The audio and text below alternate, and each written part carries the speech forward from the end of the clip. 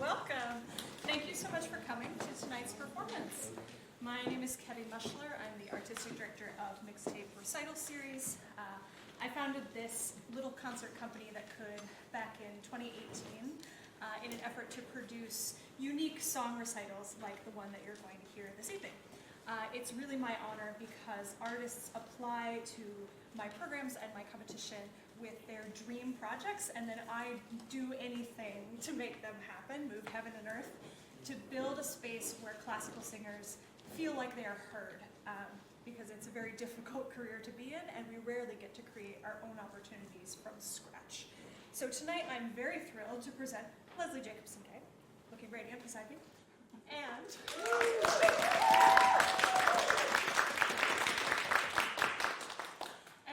her many lovely friends who you will be introduced to over the course of this evening. Leslie was one of our Boston competition winners in the year 2021, so this has been a long time coming, and we're so delighted to present her here tonight.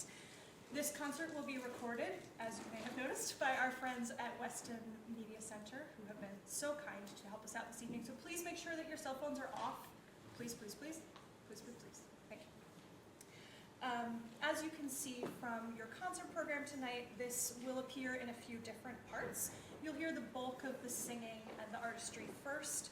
We'll take a 10-minute intermission. We'll come back for our world premiere, and then we'll have another brief reset and a chance to talk about the work and the process of how these artists are creating beautiful, unique, extraordinary, new classical music here in the year 2022.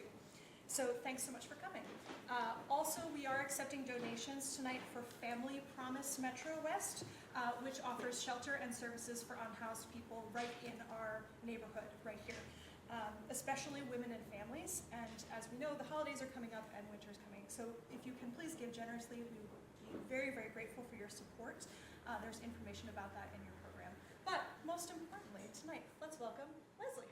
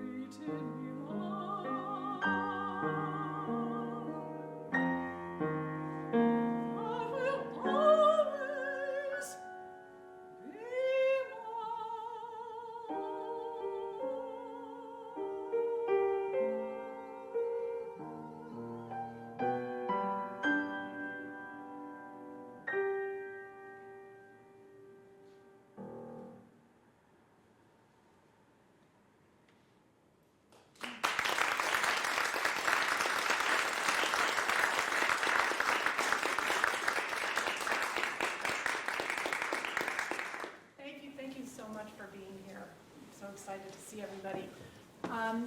That was Daybreak from 3 Decembers. I would say that we picked it because we're both crazy about this opera that probably many of you have not seen. It's really it's a great show, but really because of the character Madeline Mitchell. She's this very unique, a diva, I'd say a narcissist, an actress, but she's also a mother. And she has a very complex relationship with her adult children. She keeps a very challenging secret from them about their father. But I think that she was doing the best that she could. The next piece is by Seymour Barab, but the real focus is on Dorothy Parker for this. Dorothy Parker was a feministic writer. Seymour Barab picked her to write the words to these because he considered himself a feminist. He liked the words that she wrote in all of her publications that she did.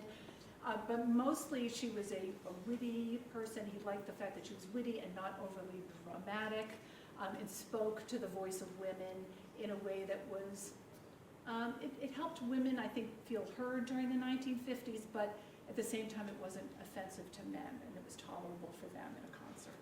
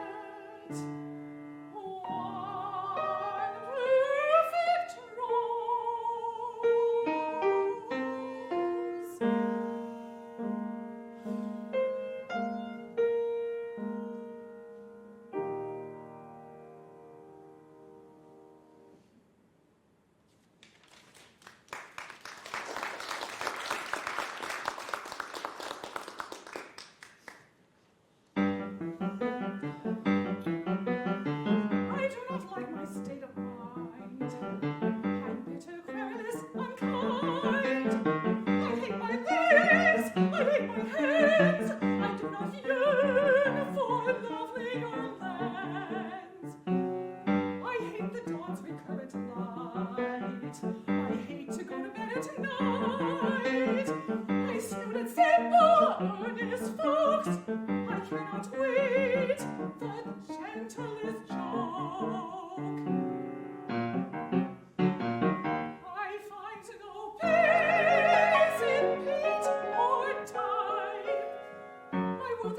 somewhat of 12. I'm disillusioned, depressed, for what I think I'd be arrested. I am not sick, I am not well. My quantum dreams are shot to hell. My soul is crushed, my spirit sore. I do not like me anymore. I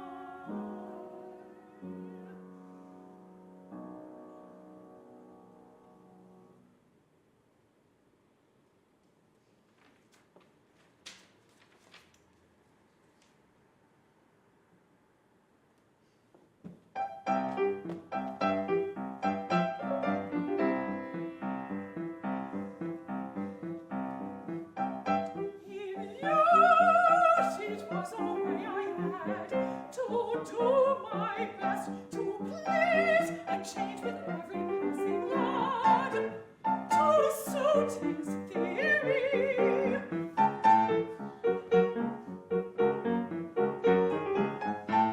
And now I know the things I know and do the things I do. And if you do not like me so, to hell my love with you.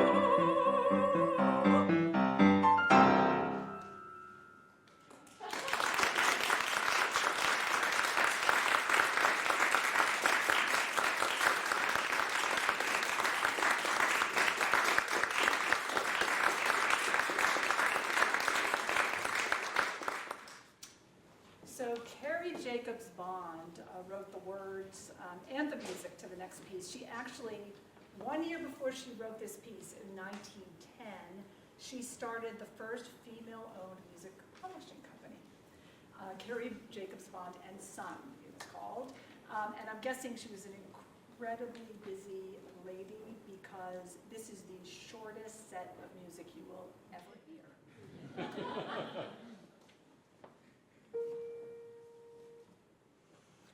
With evil things you'll always find it's best to be deaf, dumb, and blind. Before you have said it about them, ask yourself if you want them to know you said it. What you can't help, what you can't help, what you can't help, forget. Ain't it gay? That's what they say. Can't hurt you unless it's true.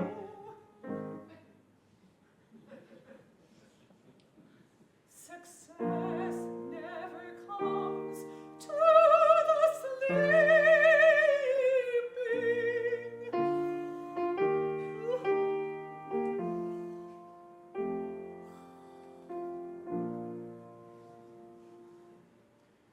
A man who finds success looks sometimes when he's tired, when he's tired, when he's tired.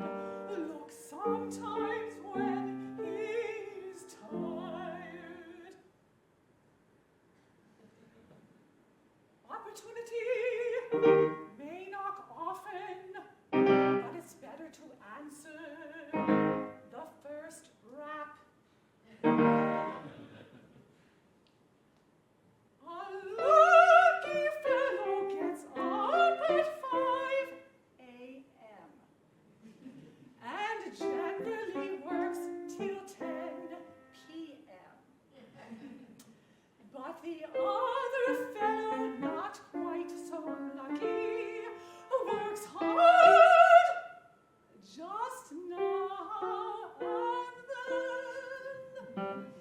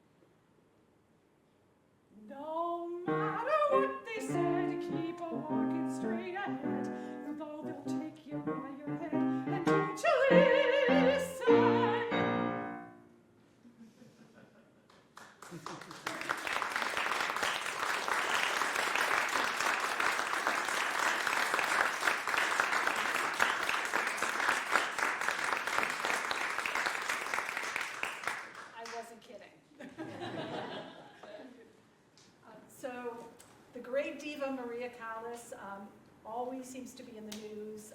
The big controversy right now is that Angelina Jolie is going to be playing her in the biopic, and I think there's a little mixed feelings about that.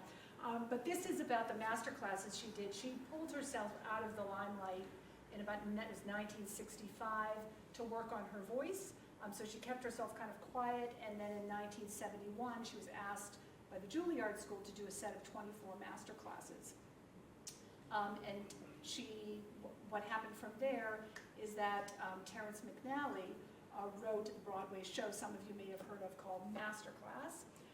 These words, Jake Heggie wrote the piece, but he took the words that actually Maria Callas said at the end of the 24 master classes and were also used in the Broadway show.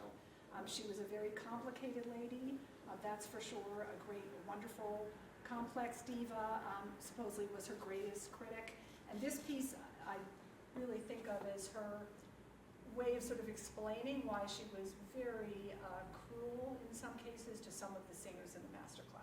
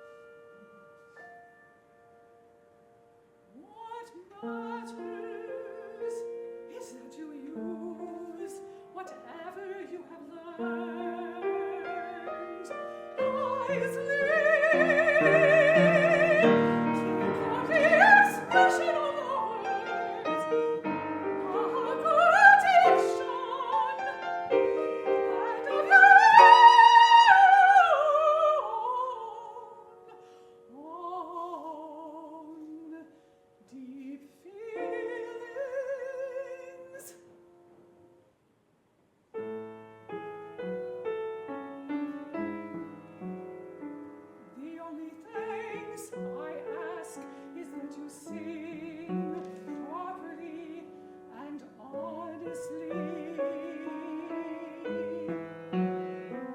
If you do this, I will feel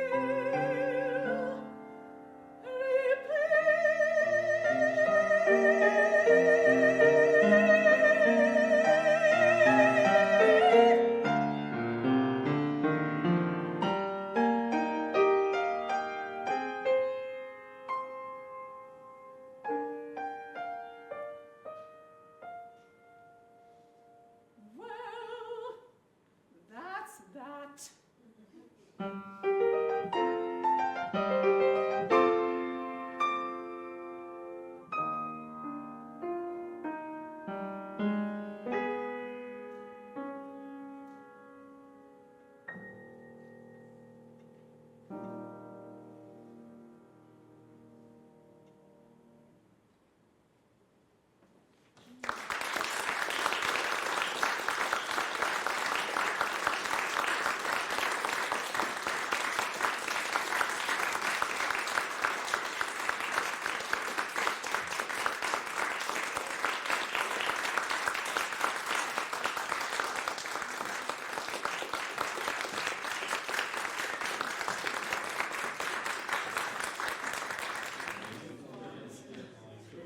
Hello, everybody, and welcome back.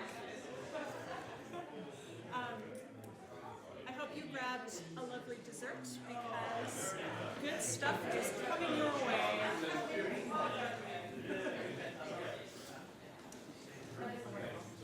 So, our biggest treat of the evening is premiering a brand new piece that no one has ever heard before. And we're very honored this evening to have our composer, Oliver Kaplan, here with us, sitting right here in the front row. So please sit back, relax, and enjoy this brand new treat that has never been heard before in the world of classical music, thanks to the lovely work of Leslie Jacobson Kaye.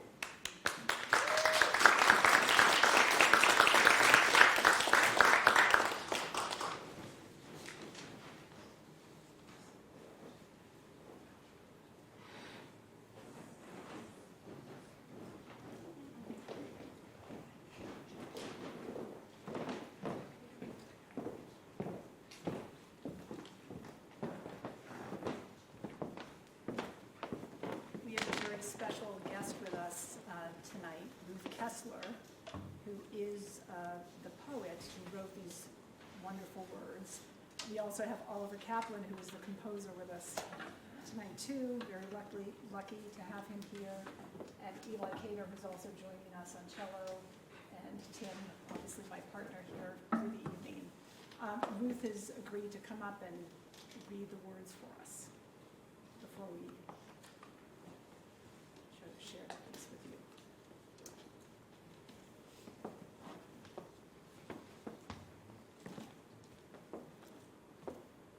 Good evening, and thank you all for coming. Thank you to Leslie for choosing my poem for her commission. It's a great thrill and honor. Thank you for Oliver, with whom we have collaborated before, so I expect some lovely, lovely music. I would like to thank Janet Wolfe, who is in England, because she is the scholar and critic who curated the exhibit of Kathleen McInerney Cunningham, and the poem was originally dedicated to her because it was part of a tribute volume upon her retirement. I would like to thank the woman in an Ermine Collar, who has been a really frequent presence in my life. I used to live in Rochester, New York, where she also lives now, at the Memorial Art Gallery. And it's hard to see, but the painting is truly remarkable. And obviously, the biggest thanks go to Kathleen McInerney Cunningham, who created this remarkable painting and who gave both Leslie and Oliver and me the inspiration inspiration for the poem. So, without further ado, Woman in an Ermine Collar.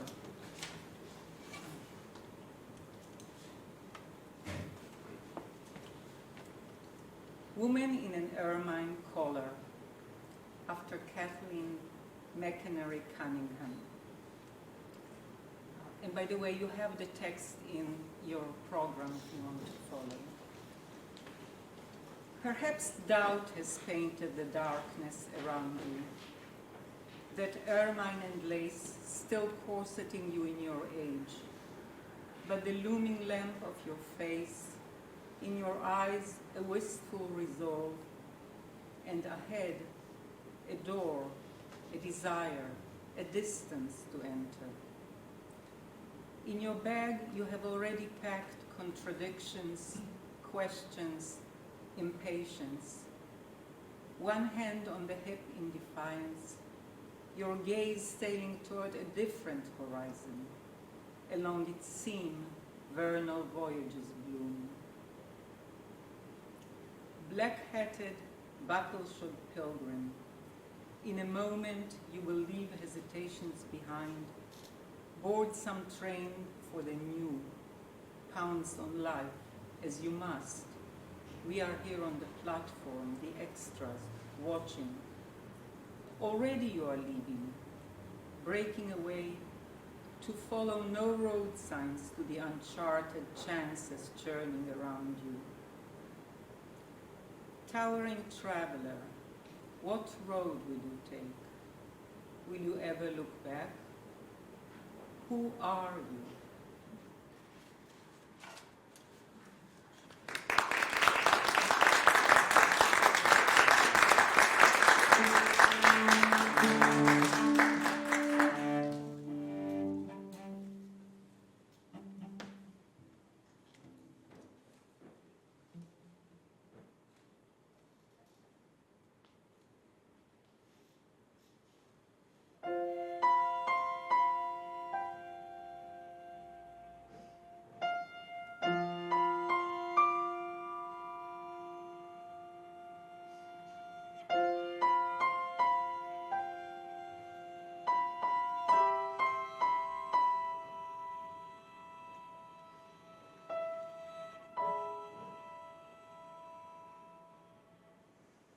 Perhaps doubt has painted the darkness around you, that ermine and lace still corseting you in your age. Perhaps doubt has painted the darkness around you, but the looming lamp of your face, in your eyes a wistful reserve, and ahead a door, a desire, a distance, a desire, a distance to enter.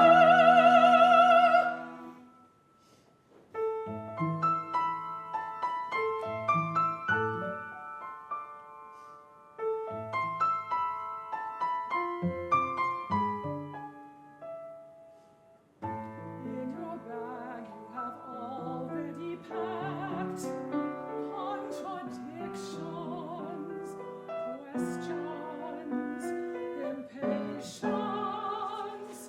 One hand on the hip in defiance, your gaze sailing to a different horizon.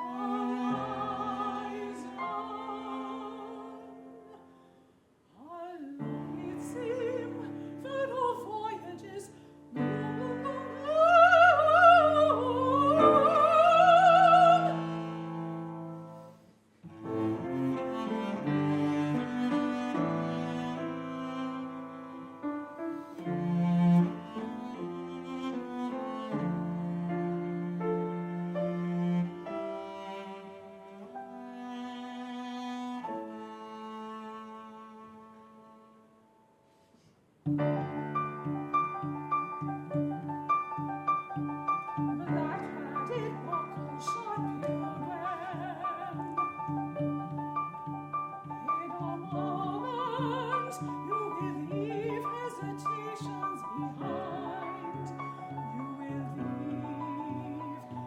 hesitations behind.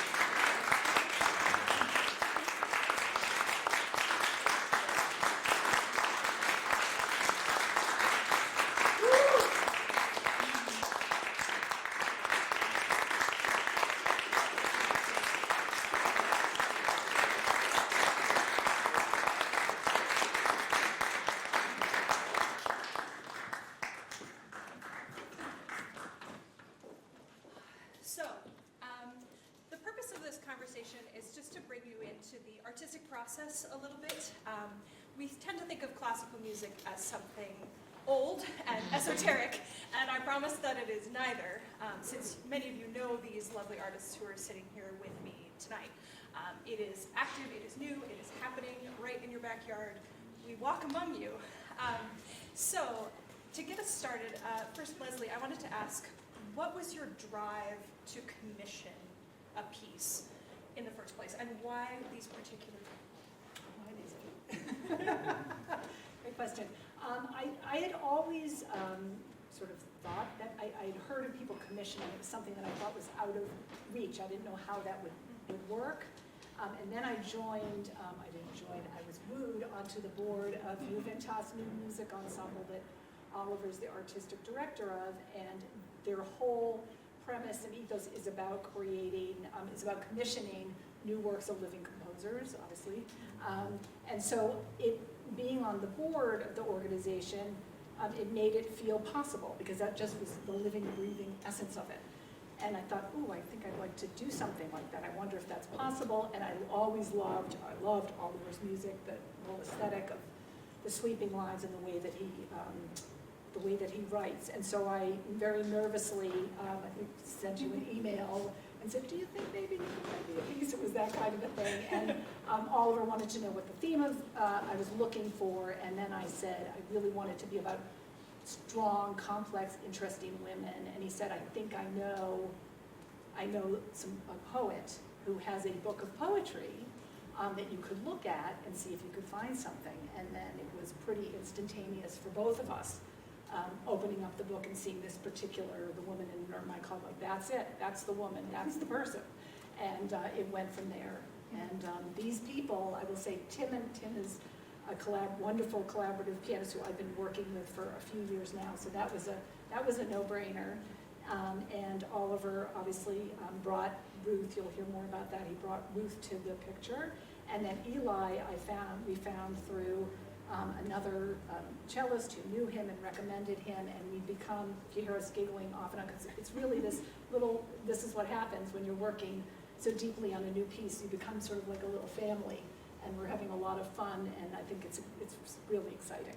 So, Wonderful. So Oliver and Ruth, tell us how you two met and started collaborating before this. The roots of this go very deep. So Oliver and I met at an artist colony at the VCCA, which is the Virginia Center for the Creative Arts. Should I tell the whole story? Sure. So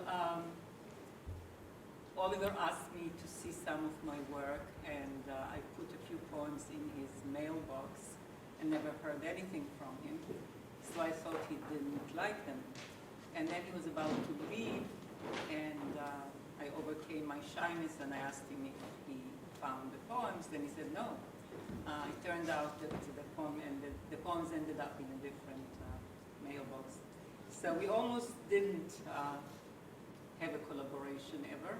We wouldn't have a collaboration, but as it happened, we clicked together, and then Oliver wrote really exquisite music for 3 other poems in the book, and they were performed in 2 concerts by the New Hampshire Master Chorale at 2013, was that?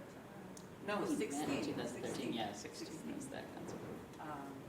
And then we kept in sporadic touch, and then suddenly one day this email arrived from Oliver saying, I think you will be pleased, etc. Some other lucky person got your poems in their mailbox. I'm just realizing. You never know. I feel like there's a lesson about the human condition and shyness here, though, because I always think it's funny when Leslie or anybody is like, I was very nervous to ask him to write a piece because, of course, there's nothing more that a composer wants to do than to write music. Also a card-carrying member of the Leslie fan club. And also, if you want to find those poems mysteriously in your own mailbox, I will highlight that we do have copies of Ruth's book for sale in the lobby. They are $12. Support your local poet. Actually, and I want to say, so the coolest thing is this whole book is all of these legendary women from mythology and arts and literature, and Ruth has brought each one to life, sort of re-envisioning them through her poetry, and that's one of the things that attracts me to that set, Ruth, is this idea of, I mean, you do go in a gallery and you see this painting, there's a woman, but sometimes, you know, us lay people or not artists, visual arts people, you just take two minutes and you're like, wow, that's a painting, and you move on, and Ruth has really like stopped to take a time to, who is this person? I mean, it's the line in the poem, and really to try and embody this woman through her words, and I think it's a whole nother angle into the art that's really exciting and inspiring. Wonderful. I'm going to take a moment and see if I can zoom in a little bit on her face. So you can see some of the rich color that's going on here. It's a little washed out because it's a projection of a very grand and very large painting. So while I fuss with that a little bit, please think if you have any of your own questions, store them in the back of your mind because our lovely artist here will be happy to talk with you.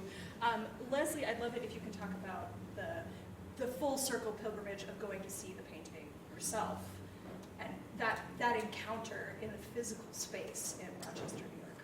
Yeah, I actually was dropping off my son for college at Syracuse, and I thought, oh, I think the museum is close by. I think I'll take a tour. My husband came with me, and we went to the museum, and they let me go in by myself to see the painting. They heard that this was happening. They were very excited about it. It took my breath away, and it was a little eerie because you can see she has quite a gaze, and I was sort of standing in this room by myself looking at this painting.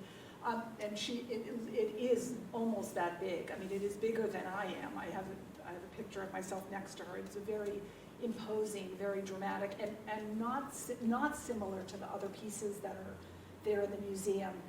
And sort of the haunting, it felt more real to me. So to come back to the music and sing it after that, it became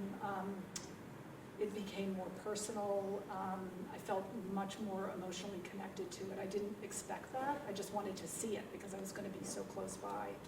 It was a very, very special thing, and I think we're hoping that there might be an opportunity to perform this in the gallery with the painting. We're in conversation about that, so stay tuned. Very exciting. And Tim and Eli, you were the newcomers to this piece. Tim, you came in when Leslie had this idea brewing for all this time, and then you really learned the piece in tandem with her.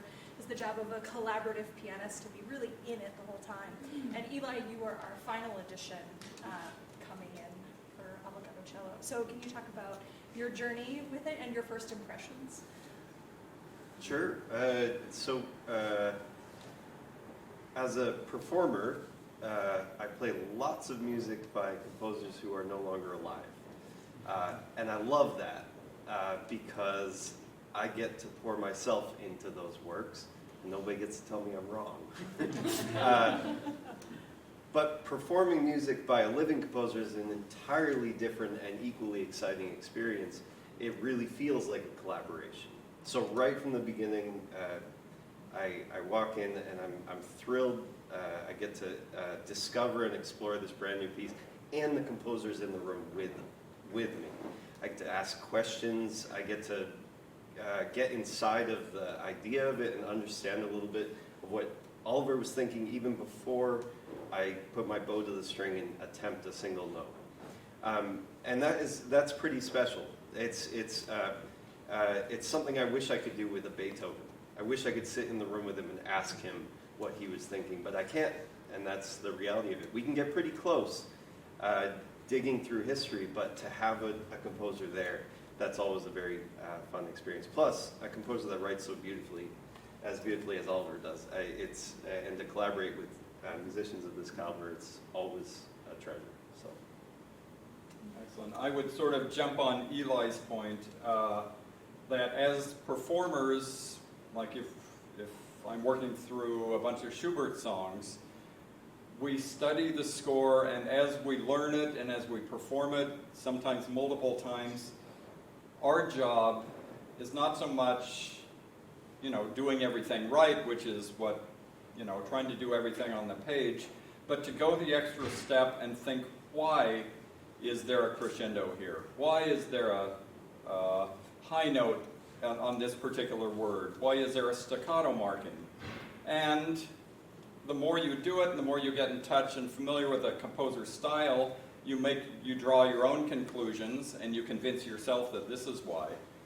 In this case, you don't have to convince yourself of anything because you can just turn and ask, say, Oliver, why did you bother putting that note on that particular beat? Or why did you take a break here? Or why is there this or that going on? And that adds a real special level of collaboration. And one thing that's unique about this piece that I find particularly interesting is that we're part of a layered approach of points of view. Because we start off, we have a woman who's a model, and the artist looks at her and creates her point of view by creating the painting. Then we get Ruth Kessler to come along, be inspired by the painting, and come up with a beautiful poem.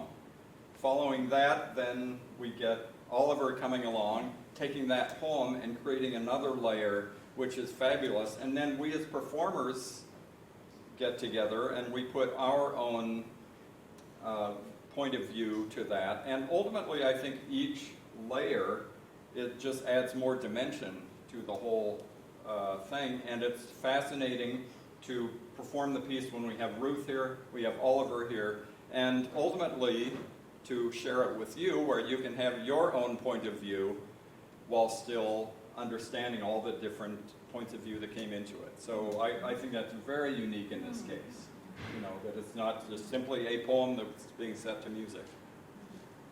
I would just add one other thing. You sparked my thought on this.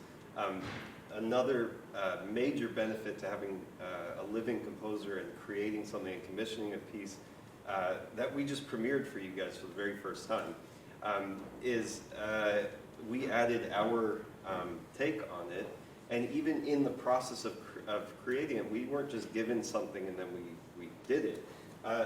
We performed things a specific way, and Oliver would say, I like that better, I like that better. And so he's changing it also as he goes. That is really the spirit of collaboration that you can get with this kind of a project. So Which I also think is what art's all about, is human connection. It really is, yeah. Bringing people together. Yeah. Yeah, and how wonderful to be a part of a living, breathing, growing, organic process that's still happening, that's still ongoing. We didn't welcome you into a studio recording tonight. This is something that's still going to continue growing and having its own life and interpretations in the future as we release it into the world. So happy birthday, woman with the